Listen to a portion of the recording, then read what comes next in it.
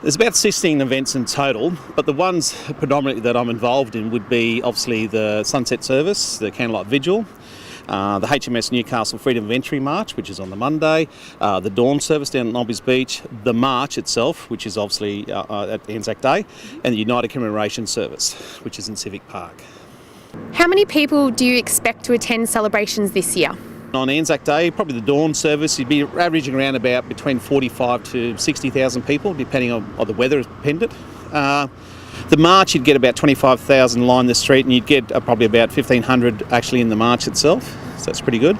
And the United Commemoration Service, which is in Civic Park, we're generally about 14 to 16,000 for that one. How much planning goes into organising these Anzac Day events?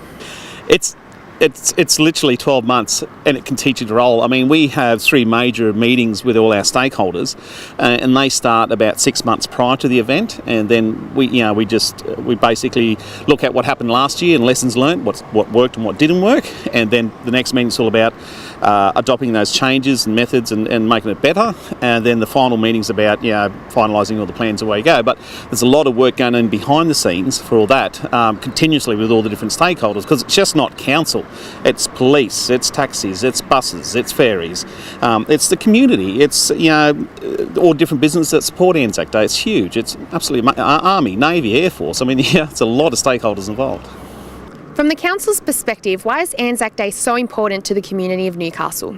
Well, it's not just from council's point of view. It's important for Australians in general, because Anzac Day is one of the most patriotic events in Australia. You need to unite people, especially in the ever-changing world that we are now, especially the threat of terrorism and things like that. So you need to unite people, bring them together as one, so they have a common voice, common cause. And if you do that, it makes the community very strong. So it's very important to do that. So it is. It's also very important for police and everybody else. I mean, they want that unity in the community, because unity stops a lot of the problems, you know what I mean? So, yeah.